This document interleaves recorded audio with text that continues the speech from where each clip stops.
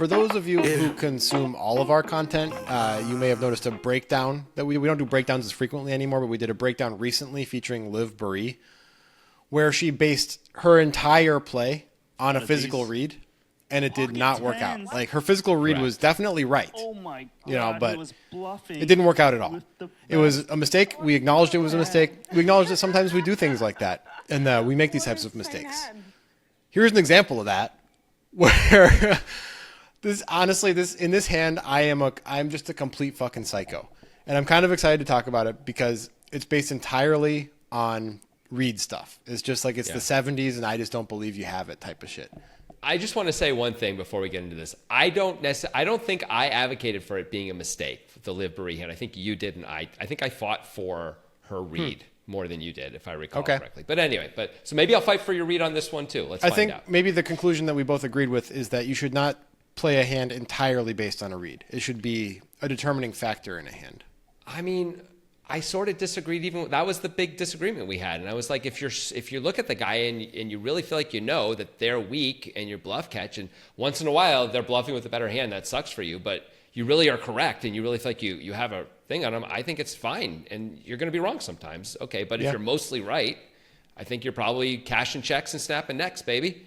Anyway, let's get into this. I love cashing checks and snapping necks. It's the best. It's better to snap necks. Let's get into it. This is all right, so the Nit game is on. We're playing 5-5 at Portland Meadows. So the Nit game is where everybody gets a button in front of them that says Nit. You can only lose that button by winning a hand, and the last person to lose their button has to pay $150 to the table, essentially. It's a splash pot for $150, which is a pretty small penalty in the 5-5 game at Portland Meadows, considering that, and this is also late in the day, but so the stacks are deep. Like, we're deep because people have been playing for a while. There's been a lot of rebuys, stuff like that.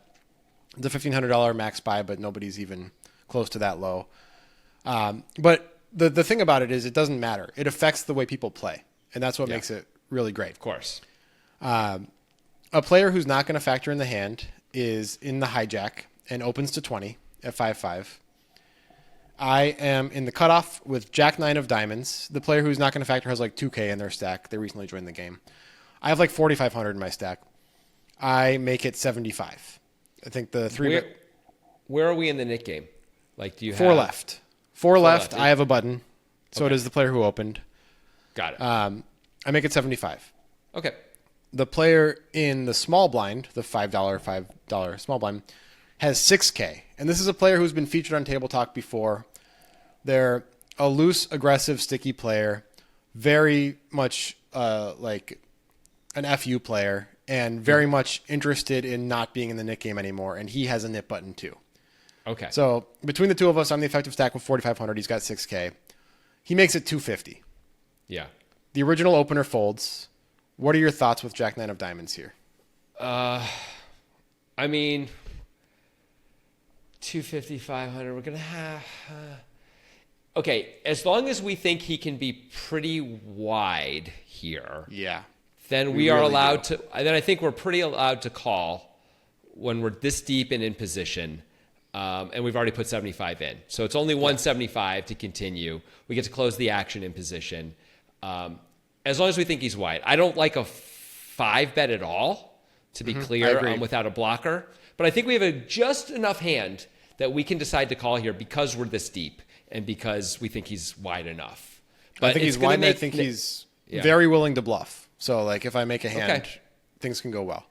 That's good. There could be some very tough decisions down the road as a result of we're already bloating the pot, right? So, like, we could be putting thousands of dollars later with one pair, which, you know, I guess we'll see. But one thing at a time. This feels like a reasonable call to me. This guy and I, we've battled a lot over the past year or so. We've had a lot of tough decisions against each other. Honestly, if he watches this, he knows who he is. Like, I respect the battles that we have. It's a lot of fun. Cool. So I expect there to be tough decisions. I expect it to be interesting and hard. All right. I didn't expect myself to go as psycho as I did. Every 2 weeks, we have a special Poker Guys Mystery Bounty Tournament on Clubs Poker. Come play, try and knock us out. There's money involved. It's great. There is money involved, and there's more money for you when you use the code POKERGUYS when you sign up, because there is a 100% deposit bonus. Sign up today. Mysteries await. If you're following the poker guys, it's safe to say you're all in when it comes to breaking down bets, strategically playing your best hand, and raising the stakes to the next level. And if you're looking to up your game and decision-making abilities, look no further than the Risky Business Podcast. Every Thursday, professional poker players Nate Silver, yes, that Nate Silver, and Maria Konnikova, yes, that Maria Konnikova, cover topics like why ChatGPT sucks at poker, how to ace tournaments like the World Series of Poker, and what you should do when it comes to learning from mistakes of the game. Using an analytical lens to think about odds, incentives, and outcomes, Nate and Maria discuss the hands they've played well, the ones they regret, and what they can teach us about taking risks in poker and all aspects of life. Find Risky Business wherever you get your podcasts. So I've got the Jack Knight of Diamonds. We've got like 570 in the pot or something like that. And the flop is Queen of Spades, 6 of Diamonds, Deuce of Clubs. Okay. I know you love those 2 back doors. You just want to put a ring on those 2 back doors. I know. I mean, it is, when we're this deep and having those 2 back doors is kind of nice, especially against this player profile, right? It's not so bad.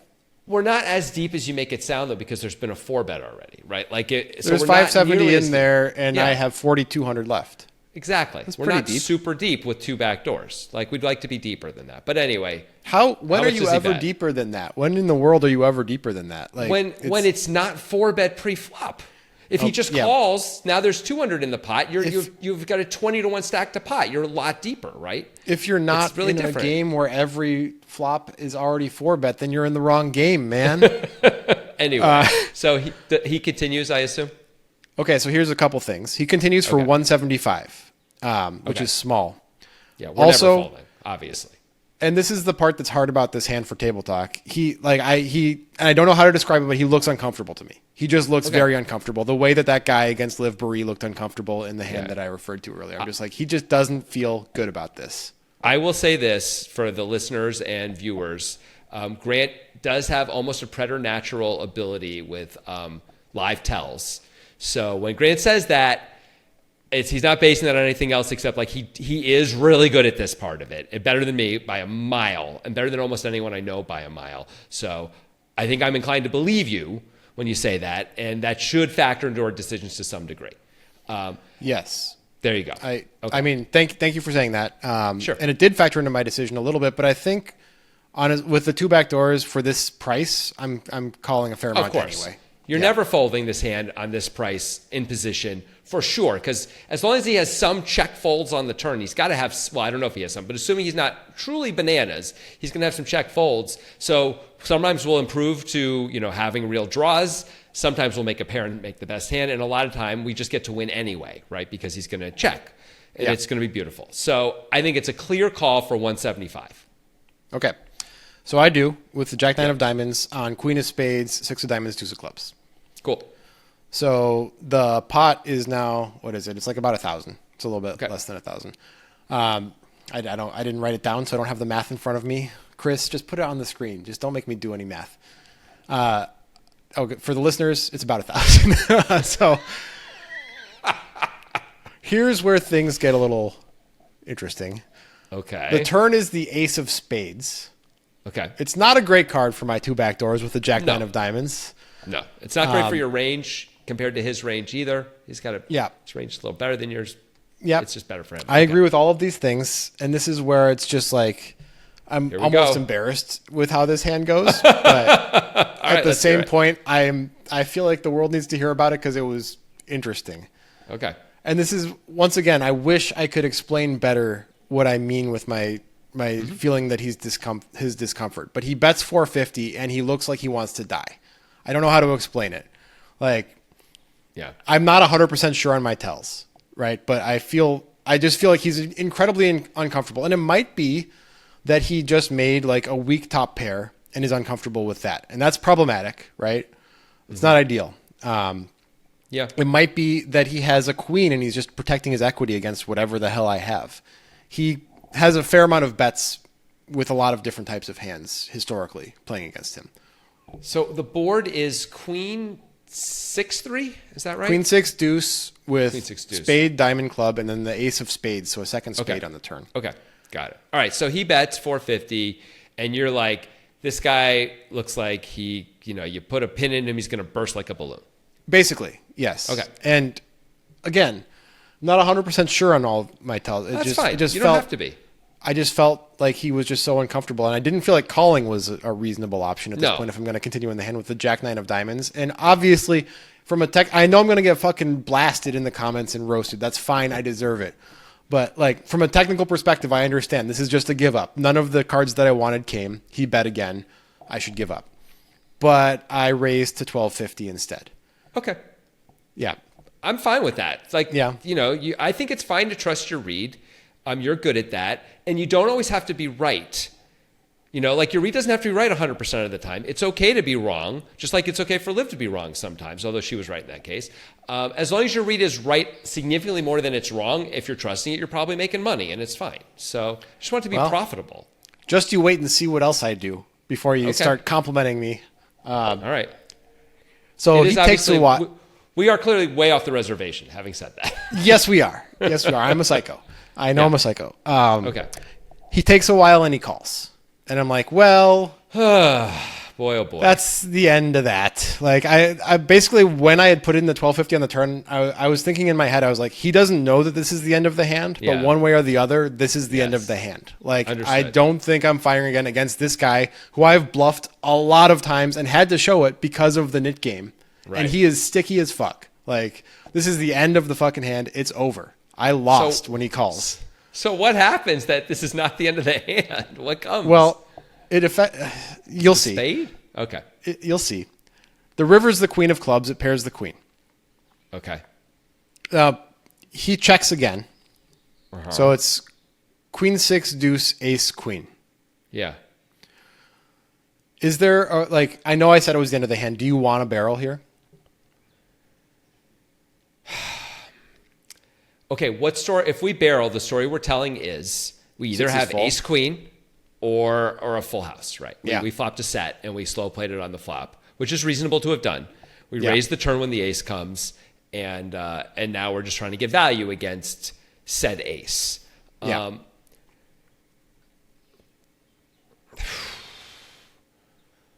Okay, what would our bluffs be from his point of view?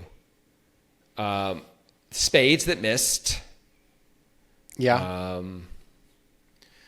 mean, Hard to I've come up with much else. I've honestly done some stuff, not Oh. read based, just based on like knowing his proclivity for action in the past, where I show up with weird hands and have to show them in the Nick game. So he can assign me some random bluffs and it would be fair.